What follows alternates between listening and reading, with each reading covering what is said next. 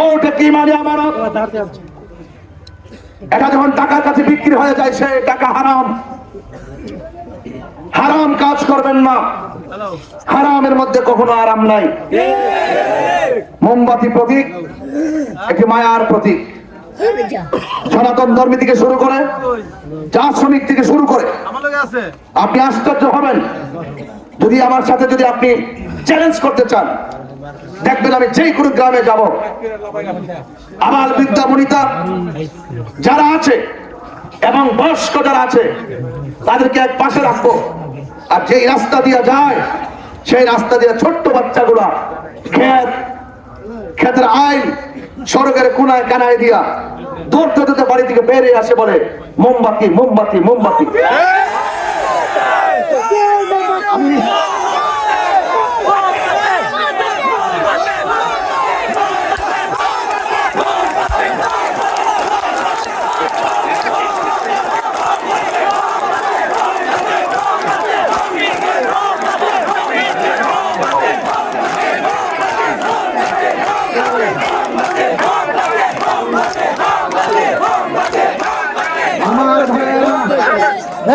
আমার ভাইয়েরা, এখন আমি কেন ছোট বাচ্চার কথা টেনে আনলাম, নিশ্চয় একটা কারণ।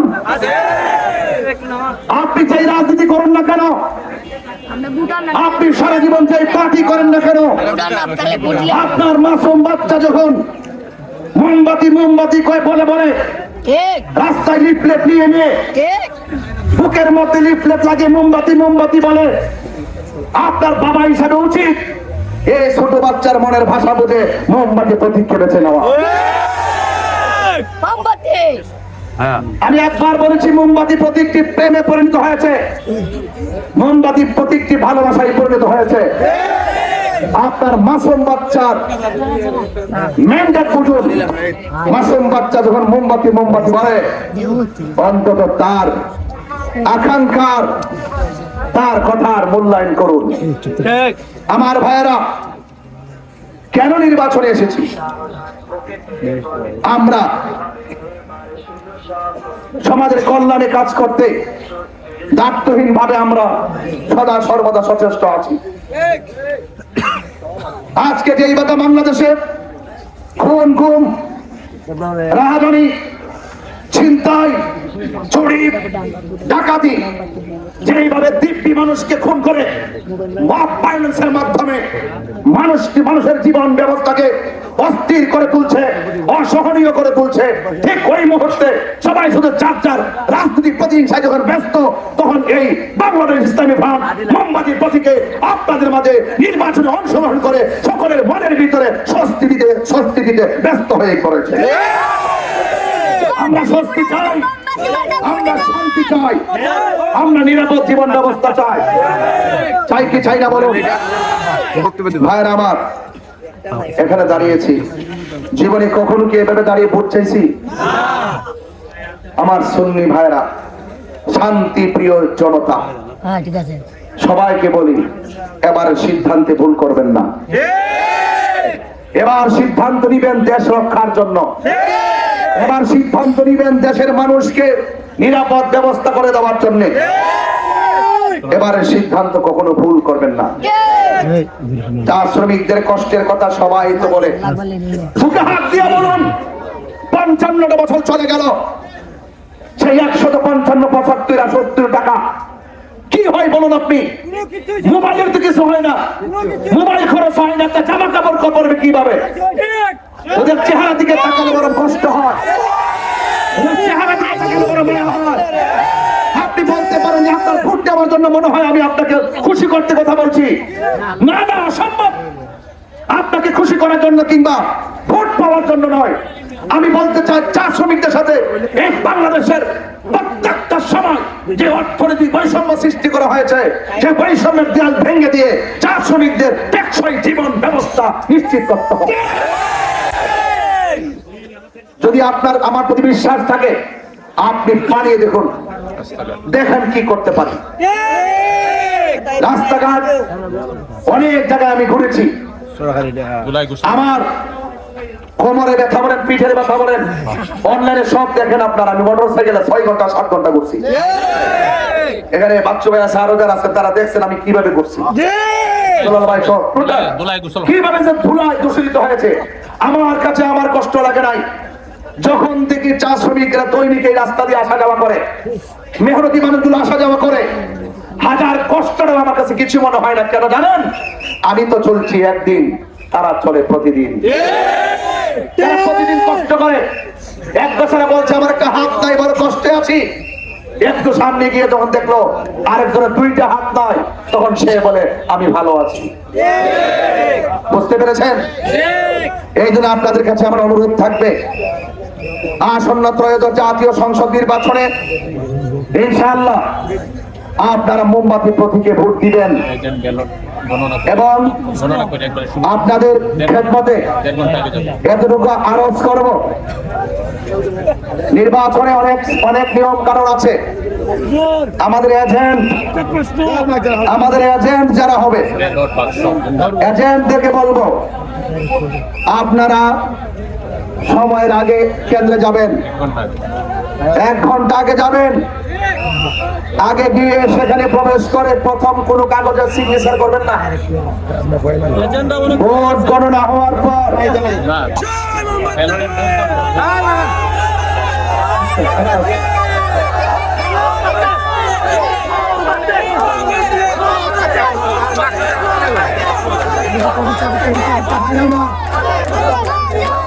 আমি আপনাদেরকে বলছি, এই কথাটা কিন্তু অনেক গুরুত্বপূর্ণ। এই কথাটা অনেক গুরুত্বপূর্ণ ভাই আমার, এই কথাটা অনেক গুরুত্বপূর্ণ। আপনারা এজেন্টে যাওয়ার পর আপনারা সেখানে 4:30 পর্যন্ত অবস্থান করে একদম ভোট গণনার পর প্রয়োজনে একবারের জায়গায় 3 বার ভোট গণবেন। গণার পর যখন বুঝে আসবে তখন আপনারা সিগনেচার দিয়ে তারপরে আপনার ফলাফল আপনি হাতে নিয়ে কেন্দ্র থেকে বের হবেন। এর আগে যত তালি বলি করুক, আপনারা সিগনেচার করবেন না। আর একটা কথা বলি, আপনারা বাক্সটাকে চেক দিবেন এবং যেটা ভরপুর হয়ে যাবে ব্যালটে, সেটা যারা পাশের রুমে নিতে না পারে খেয়াল রাখবেন। এই রুমে বাক্সটা শেষ হবে, এই রুমের মধ্যে রাখতে হবে। বুঝতে পেরেছেন? প্রিসাইডিং অফিসারের কাছেই এটা রাখতে হবে। এবং প্রথম ঢোকার পর দেখবেন বাক্স কয়টা ছিল, এই বাক্সগুলো আপনারা নোট করে সাথে একটা কাগজ দিয়ে যাবেন। এটা বলার দরকার আছে। আপনাদেরকে বলছি, এটা বলার উদ্দেশ্য হলো, আমি এটাও শুনেছি এজেন্টদেরকে হুমকি দেওয়া হচ্ছে, এজেন্ট এবং ভোটারদেরকে হুমকি দেওয়া হচ্ছে। এর জন্য আপনারা সাকির মোহাম্মদপুর যারা আছেন, আপনারা আওয়াজ করে বলুন, ভোট একটি মানে আমানত, এটার সৌন্দর্য রক্ষার সবার দরকার আছে না নাই? আরো বড় করে আছে না নাই? এই জন্য আমি প্রশাসনকে অনুরোধ করেছি, নির্বাচন কমিশনকে অনুরোধ করেছি, যেন এই নির্বাচন নিয়ে জনগণের যে আকাঙ্ক্ষা তৈরি হয়েছে, এই আকাঙ্ক্ষা যেন কাহার মাধ্যমে কোনো ব্যাঘাত সৃষ্টি না হয়। আমার ভাইরা, আমি হয়তো আজকে শেষ প্রচারণা, হয়তো নির্বাচন 12 তারিখে হবে, 12 তারিখের পর নির্বাচন শেষ। এই পরিবেশে হয়তো আবার আপনারা আমরা 5 বছর পর্যন্ত অপেক্ষা করব। চলার পথে প্রচারের ক্ষেত্রে আপনারা যদি আমার কথায় কোনো কষ্ট পেয়ে থাকেন, ক্ষমার সুন্দর দৃষ্টিতে দেখবেন। আর 12 তারিখে মোমবাতি প্রতীকে আপনাদের ভোট দিবেন। আমাদের মতো উলামায়ে কেরাম যারা এখানে দেখেন, অনেকগুলো উলামায়ে কেরাম দাঁড়িয়ে আছে, এরা যে আপনাদের কাছে আসছে, তাদের মর্যাদা মূল্যায়ন আপনারা রাখবেন। এই আলিম ওলামা যারা নির্বাচনে আসছে, প্রত্যেকটা মানুষকে আপনাদের সুখে দুঃখে পাবেন। আর আমি কথা দিয়ে যাচ্ছি, আমি আপনাদের কারো সঙ্গে বেঈমানি করব না। আমি আপনাদের প্রত্যেকের অধিকার সুষম বন্টনের আলোকে আপনাকে দেওয়ার জন্য আমি ওয়াদা করলাম। মানব সেবাই হলো আমার প্রতিশ্রুতি ইনশাআল্লাহ। দল মত ধর্ম বর্ণ নির্বিশেষে দেশের সনাতন ধর্মী যারা আছে, প্রত্যেকটা দল মত ধর্ম বর্ণ নির্বিশেষে প্রত্যেকটা মানুষের নিরাপদ ব্যবস্থা, শিক্ষা, স্বাস্থ্য, অবকাঠামোর উন্নয়ন, সবকিছু মসজিদ থেকে শুরু করে মন্দির, সবকিছু যেভাবে আছে ইনশাল্লাহ অগ্রগতির লক্ষ্যে প্রয়োজনে যা ব্যবস্থা করার ইনশাল্লাহ আমি আপনাদের পাশে ছায়া হয়ে থাকবো।